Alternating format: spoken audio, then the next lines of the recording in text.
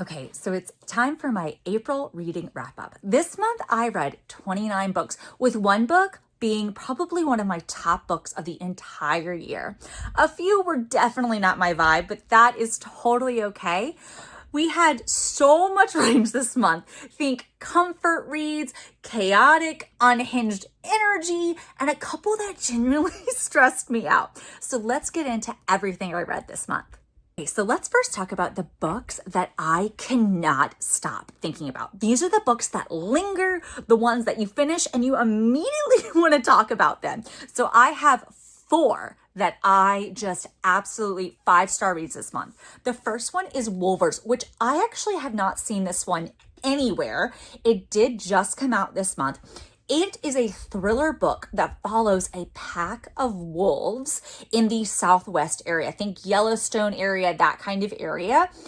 I did not know I was going to be this attached to a wolf pack, but there is a mama wolf in there that it just made me cry. You also have the struggle between like human beings and wildlife. And I learned so much. It was so interesting. And by the end, you really realize that there is no right or wrong side. There's just a lot of morally gray questions. And you kind of figure out where on this side of this issue you land. Phenomenal book. It is a thriller. It is a fictionalized account, but it is based on some very real wolves that have been in the United States at Yellowstone and that have gone through some research and some tracking programs. So if that feels like your vibe, definitely check this one out. I also continued my Dungeon Crawler Carl journey, and I read the 3rd book, which is the Dungeon Anarchist Cookbook. This book I did on audio. I've been doing the entire series on audio. The 2nd book in this series was okay. It was good, but okay. The 3rd book brought me right back into the world. 5 stars. There are some moments that genuinely shocked me in this book. I was screaming at my phone in my car. I could not believe some of the twists that we have. We also have a very intricate world. I did this as a buddy read. So I was talking to my friend, and in the author's note at the beginning of the book, it says to kind of not get bogged down in the details, and I highly recommend that. I just kind of was like, I'll be confused and it's going to be okay. With that viewpoint, I actually think I enjoyed it more. But we get a lot of depth in this book, which is one of the reasons it was a 5-star book for me. You get Carl's emotional journey, and his growth in this book is just stellar. It's phenomenal. Donut comes into her own. Princess Donut, my favorite cat, my favorite animal character ever. She really comes into her own as well. You have a lot of character growth for side characters too, and it just was a very well-rounded plot. Next book that I still am thinking about is The Caretaker. I loved this author's first book, We Used to Live Here. If you've read that book, you know it's creepy, haunted house. This one has kind of that same sinister, creepy energy, although it's not horror because there's not a lot of gore in it, and yet I didn't want to sleep without a light on. It was genuinely shocking. One of the things that I loved about this book is that you have a main character who actually makes correct decisions, like decisions I would make if I was in this horror type environment. I was like, you know what? That made sense. Or I definitely couldn't do that too. It was not stupid decisions, which made me love this character even more. The ending though blew my mind. I'm still kind of thinking like, what does this mean? That's what I keep thinking is like, what does this mean? What does this mean? The ending was just so good. 4th book that I cannot stop thinking about. That is probably going to be in my top 10 reads of the whole entire year is Japanese Gothic. This, unlike The Caretaker, is a very gory book. This has some extremely violent scenes. You're dealing with a dual timeline. So you have a samurai timeline and then a present day 2026 timeline. This samurai timeline, as expected, samurai were very brutal warriors. There is some very violent scenes between family members, and it's intense. This book, though, I reread it a week after I had finished it because the writing is absolutely gorgeous. There were sentences in this book where I was thinking, I just need to sit with this. It was so profound and just such just good writing. That's all I can really say. It was genuinely very good writing. The imagery was so almost cinematic to me. I can see this actually being like a Netflix series or a movie. And then the whole way that it came together at the end was genius. Like that theory did not even come into my brain when I was reading this, and I loved it. I'm still thinking about it. I know I don't have, I still don't have the words to talk about how much I love this book. This will not be the last book I read by this author. If you like horror, if you don't mind gore, if you want a book that's going to like nestle its way into your soul, into your mind, you need to read Japanese Gothic. Okay, so then we have 4 books that I read that just really exceeded my expectations. These are the ones that I went into it like a little unsure and just kind of like, this fits my vibe. And they completely won me over. So the first book that we're gonna talk about is Smoke and Scar. This one's been out a while, but it was traditionally published this month in April. This book, I was like in the mood for a romantasy, but I didn't want anything super complicated. And this got recommended to me. I had an arc of the trad published books. So I was like, okay, let's dive in. This book does age gap so well, but it's reverse age gap, which I loved the twist, how you have an older female character and a younger male character. The female character is like that black cat type of character. She's a shadow mommy. She's very prickly, very reserved. And then you have this cinnamon roll type knight character who is adorable. Like I think of him and I'm like, I just get all giddy because he's just so adorably cute. Then they both go into these deadly trials. It is intense. You get monsters, you get found family that I did not expect to see, but I'm kind of obsessed with the found family that came out of this book. This is a series. It's a trilogy. I want to go into book 2 immediately. It is available already on Kindle Unlimited, but it will be trad published again. The second book and the third book are going to be traditionally published later this year. This book, if you're looking for a romantasy, that one has very minimal spice. We're talking just kissing, so no heavy spice scenes. 2 has a very easy to understand magic system. It's not overly complicated at all. And then 3 has a strong female character. This is the series you've been looking for. It renewed my faith in romantasy. I'm excited to go into book 2, and I'm excited to see where this world and plot kind of go. Okay, so the second book that really surprised me is Burn the Sea. This is a debut author. I have really loved this year historical fantasy. It just scratches that itch for me that blends historical fiction with light fantasy moments, and I just feel like it makes historical fiction more interesting for me sometimes. This one is set in the 1500s and is a riff off of when the Portuguese start colonizing certain parts of India.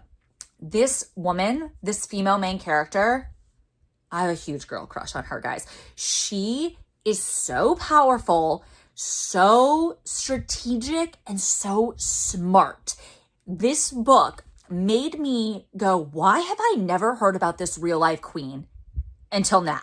Like, why are we not taught about her in school? Because not only does she say nope to these tyrants and these colonizers, she has the smarts and the political scheming to back it up. She's not just like, let the guys do the fighting. No, she's out there fighting these guys who are in this fantasy kind of book, half snake, half men. They are kind of symbolic of the actual Portuguese in real history, but there's that fantasy element, which I loved. And so she's out there fighting them with her people. She's standing up for her people. And she's also not letting these stupid men who make the stupidest decisions in this book rule her life. She just outmaneuvers them. It is so addicting, so phenomenal. I cannot wait to see where this story goes. I did a whole research rabbit hole because I wanted to know actually how her story ended. Now I'm excited to see if the second book in this duology follows history, but I have learned so much and we need to be talking about this woman a lot more. The third book that genuinely surprised me is another romantasy book. It is Bloodbound. It just came out literally like I think 2 days ago. This book This is why I like romantasy. This is, again, just like Smoke and Scar, very light, magical system that I can understand. But this book had witches, animal familiars, and dragons, which I was like, that's a lot, but they did it so well. This author's actually 2 female writers. They combined to make this book, and that's their pen name, but it is done so well. You get a dual POV, but surprise, surprise, it is not a man and a woman's POV. No. It is 2 women's POV that you get. Now, the reason I like this is because it gives off Aelin and Manon energy. If you like Throne of Glass, you're going to love this book because these 2 women are fighting on different sides, and yet they respect each other's power, they acknowledge each other's power, and they start to form a very strained but yet respectable friendship because they both know that they're both fighting for something they believe in. They both are strong and they're both smart, and yet they both have agendas. I love to see that in romantasy books. I love to see strong women who don't back down, who aren't like, I'm going to let the man save me, or, oh no, there's a dragon. No, these women are like, you want a dragon? Fine, I'll go get myself a dragon. You want a familiar? I have my own animal familiar. I am strong. I'm going to stand here and I'm going to fight. This book, I cannot wait. It ended on what I think is an insane cliffhanger because I didn't see where this plot was going. I thought it was going in one direction. It went in the other complete direction, but I'm interested to see how it progresses. So this one very much surprised me. Okay, and the 4th book that really surprised me is a cozy mystery. It is How to Cheat Your Own Death. Now, this is part of the Castle Knoll murder mystery series. I loved the first book. The second book, it was okay. It was cute, but it was not my favorite. So I was a little hesitant going into this 3rd book. Now, this 3rd book reminded me why I love this series. You always get dual timelines. So the author does 2 timelines. She does one that's set in the early 1900s that follows this woman called Frances, who is kind of like an armchair detective. She is not poor, but like middle class, normally associating with very rich people. Then in present day, that woman is been dead for a while. Then you follow her great niece. I'm pretty sure it's her great niece or her niece, who is also an armchair detective. So you've always had dual timelines with 2 different mysteries in each of these books. This 3rd book, I was invested in both timelines, which is very, very rare that I want to read both timelines with equal like measure. The old timeline, like the 1920s timeline, I loved where this went. The atmosphere, the characters, the academic setting, it really, really worked for me. I also could not figure out the mystery and the murder. And I was like, oh, when we actually find out what happened, my mind was blown. Great reveals. The present day timeline was also very, very well done. You get more mother-daughter relationship, which I was really missing from the 2nd book. And you get this like very slow burn romantic tension between our female main character and the local detective. It ends though on a note where I'm like, there better be more books in this series because I need to know what happens between these 2 characters. But yes, it made me more excited about this series and definitely renewed my faith in this author. So when you read 29 books a month, not every book is going to hit and not every book is going to work. So I have 2 books that just didn't do it for me and kind of let me down. So the first book we have is The Ending Writes Itself. This was a very highly anticipated book for me just because V.E. Schwab is one of my favorite authors and she is half of this writing duo. This is a pen name. So I was looking forward to this mystery book. This though reminded me of one of my favorite books from 2025, which was You Are Fatally Invited. I kept comparing the 2. It was almost impossible not to compare them because the premise is the same. You have a group of writers who come to a very secluded environment and then they are kind of put into motion a locked room situation where you have murders, you have a writing challenge. I'm trying not to give too much away, but I couldn't help but compare them. And because that book was so amazing for me, this one kind of felt like a letdown. Now, I was enjoying it. It was a very solid read until we got to like the last 20%. The ending of this book, I didn't like it. I didn't like the direction it went. Again, I don't want to spoil anything, but I just didn't like the way that they took this book. I think it could have been better. For all of the clues that we had and all of the buildup, when you get to the reveal, it's kind of like, that's it. Like, that's what happened. And I hate feeling like that in a mystery book or a thriller book. When I want to be shocked or I want to be like, oh, that makes sense. This one, I was just like, that's what we're going to do right now. So it let me down. Okay. The second book that just didn't live up to my expectations, and I had high expectations for this one, is The Lost Book of Elizabeth Barton. Now, this is a historical fiction book. I think Elizabeth Barton as a historical figure is fascinating. If you don't know about her, I'll give you a little snippet. She's the only woman whose head was displayed at the London Tower Bridge during Henry VIII's reign. Well, actually, through all of England's history. She's the only woman to ever have her head displayed on that location. She's a fascinating figure, whether you believe or don't believe in her ability to have visions. She is very heavily involved in Anne Boleyn's kind of reign with Henry VIII, which is, again, I love that Tudor type era.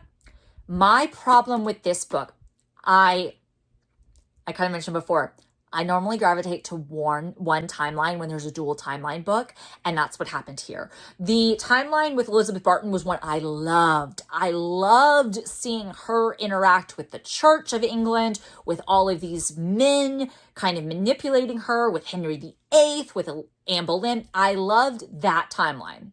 The modern day timeline is where I got very, very bored, and I found myself kind of like zoning out, which I never want to do when I'm reading. I don't want to zone out. I don't want to skip stuff.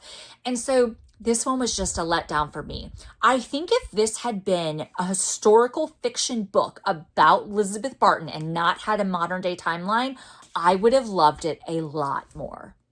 Okay, so let's talk about some vibe situations, some vibe books. So if you want a book that feels like a warm hug, you're gonna want to check out Tusks, Tales, and Tea Cakes. This entire series is on Kindle Unlimited. It is an indie author, self-published. You're gonna want to check this out, though. This is an underrated gem, guys. So this book, I just get like warm and fuzzy feels when I think about it. It's all set in this cute little pub. There's cinnamon rolls and scones and just amazing baked goods.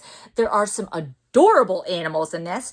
The magic and the like fantasy elements are very accessible. Like, it's not overly complicated. It's just like a few little witchy spells, nothing crazy. There is a amazing found family, and the romance is just so cute.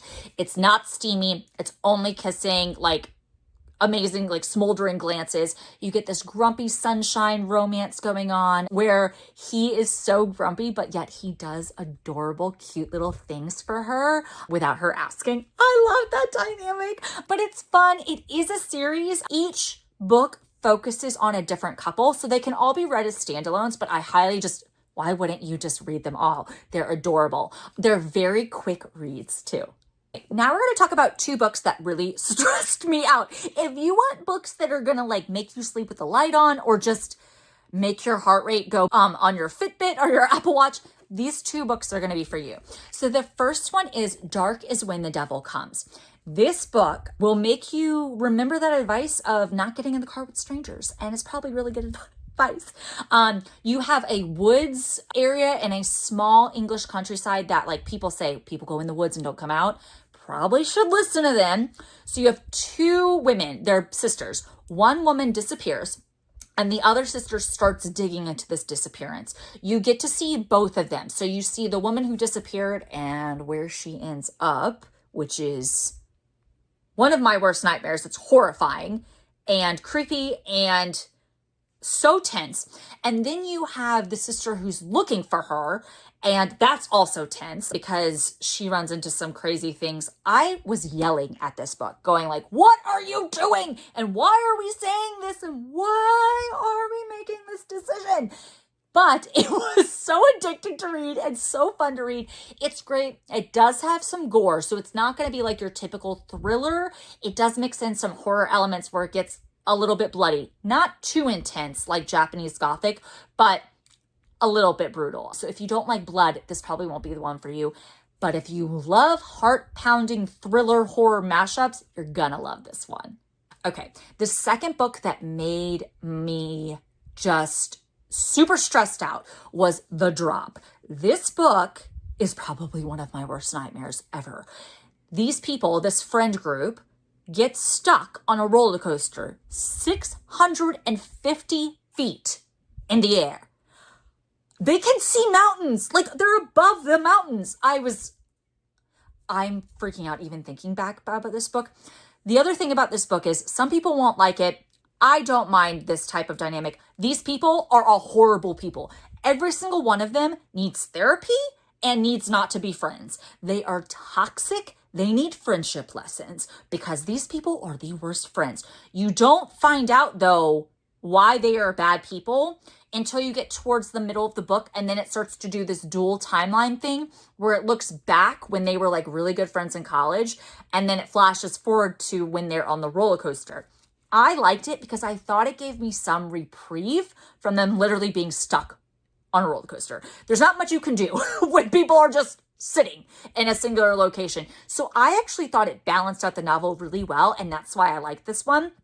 It kept the pace moving. I know some other reviewers said like, I didn't really want it. I just wanted the roller coaster. In my mind, it's going to be 100 pages of just sitting at the roller coaster. So I thought it actually fleshed out the novel more. It made me hate these people so much more. So if that's your thing, if you like messy friendships, toxic people, horrible friends, and a very tense setting, definitely check this one out.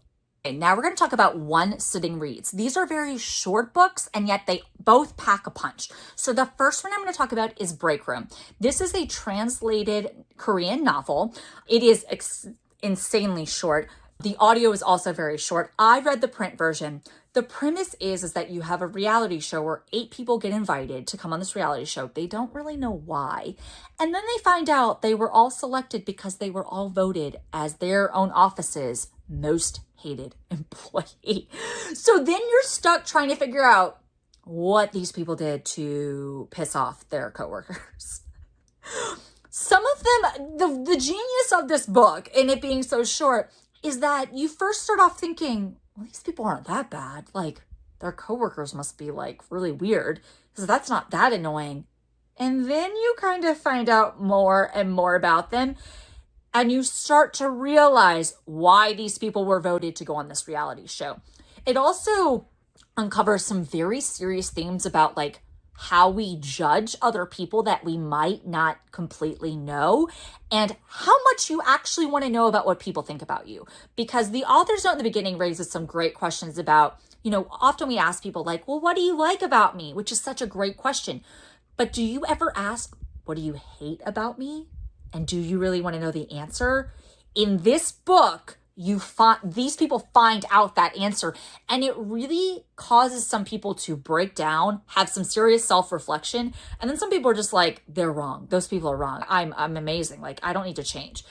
It is a very introspective, short little novel, and yet I wanted more. I actually wanted this to be longer because I thought we could really dive into some big themes. But it is a great one-sitting, bingeable little novella. So the second book that is super fast and super bingeable is going to be More Soul. This is going to be a horror book. I listened to one audio, which was such a great choice because the audio book narrator is phenomenal. If you like horror movies, this is your book, because I felt like I was literally trapped in a horror book. It's folk horror. It's in the middle of nowhere. This woman goes on like a job trip, like a trip for work. And I'm going to tell you, shit hits the fan very, very quickly. For a 4 or 5 hour audiobook, you get into it. There is blood. There is some creepy cult people. There is a lot of bodies, a big body count. It is so fast paced. I literally was listening to it in the car going like, what the fudge is going on? I probably look like a crazy person. My mouth, my jaw was hanging down 90% of the time. This book felt like a horror movie on steroids. I loved it. I love the ending. I thought it was a great way to end this. I kept thinking, how are we getting, what is this going? To note, the author says in the beginning of this does have a very big animal character, a dog. The author says it at the beginning, the dog does live. So that was my biggest question too. I was like, I can't read a book where a dog dies, like in a very violent way. The dog lives. You'll know that page 1 because the author says it, which I appreciated. But if you like horror movies, you don't mind gore and graphic violence, this is going to be the book for you. Okay, so this month I actually listened to 8 audiobooks and I have 2 big favorites. The first one is Deathly Fates, which is a YA fantasy book. It's YA because the characters are a bit younger and there isn't a lot of steamy scenes, which I actually liked. I actually didn't think this needed romance at all, but I didn't mind that aspect. You have a priestess whose whole job is to like ferry souls into the afterlife.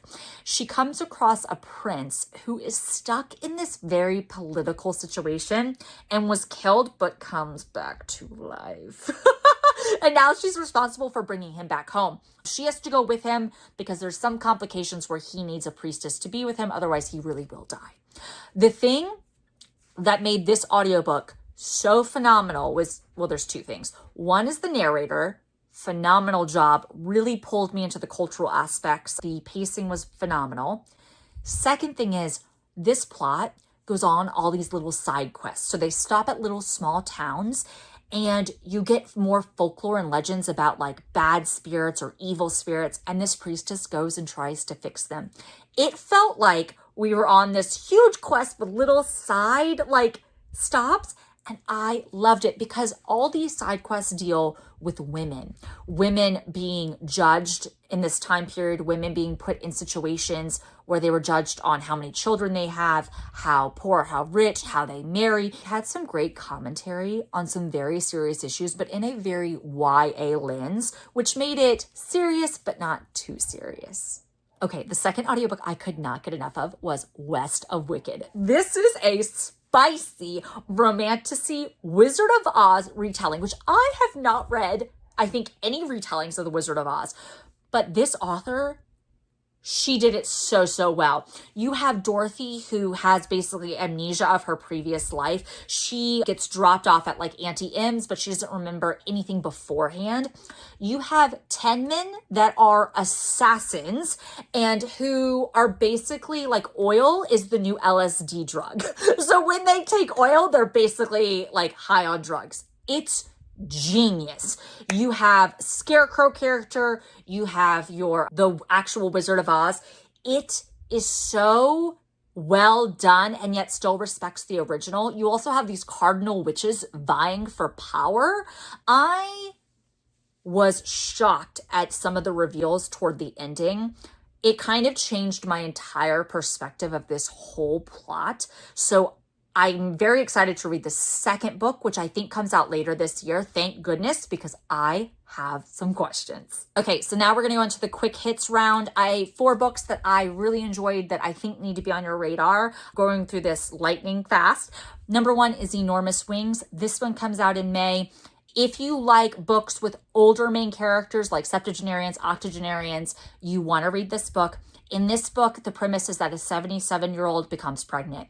It talks a lot about body autonomy, women's rights, abortion, pregnancy, and who has the right to tell a woman what to do with her own body. It also touches on ageism, which I think is such an important topic when you're talking about body autonomy. Phenomenal book. I listened to the audiobook. Very well narrated. The second book that I loved this month was Save the Date. This is a contemporary romance. It deals with wedding shenanigans. these people are selfish, which is why I didn't give it a 5-star. These people are not good people sometimes. And yet there are 3 different POVs that I loved all of them. It was funny, it was engaging, very well paced, and a very approachable, likable romance. Not a lot of spice also. And my third one was Love and Other Side Effects. If you like Grey's Anatomy, you're going to love this book. It is basically Grey's Anatomy with a little bit more romance. So you get OBGYN situations that made me crack up laughing. The male main character in this is a walking green flag. The banter between these 2 friend characters, the female and the male, was hilarious. This author can write banter very, very well. The only thing that I didn't like was this female main character needed therapy. She goes to therapy, she needed a different therapist. She annoyed me a bit. But the saving grace was the banter, the medical drama, and the male main character. Then the last book I want to talk about is The Bloody and the Damned. This is a YA dystopian fantasy. It is a standalone. This book reminded me of Divergent, yet different, but it has those Divergent type themes, which I loved. You have a main character that is badass. They go ahead and are assassinating people, killing people, kind of very focused on what they want. They're very loyal. You have a religious aspect, which was fascinating. You have archangels, a church, a cult. It sounds like a lot, but it was actually very well balanced and very done well. The only thing that I did not like about this book was the ending. It was way too rushed. Honestly, I think this book should have been a duology because the last 20% had so many reveals that you're kind of left wait, what? What? What just happened? Why did that happen? What? I want to know more about that. And that's the kind of feeling I left the book with, is it ended. And then I was like, but wait, I want to know more. I want to know more about why this happened and the backstory to this and the backstory to that. It felt like too much, too fast at the end for the entire buildup of the novel. So this one is very good, but just be prepared for that rushed ending. Okay, so if you only read one book from my entire list, please make it Japanese Gothic. The writing is genuinely and truly so beautiful and so well done. Yes, it's gory, but the horror is very slow and creeping. I promise you that you will spend months thinking about this book. Let me know in the comments what your favorite book of the month was. And if you want even more videos like this, don't forget to subscribe.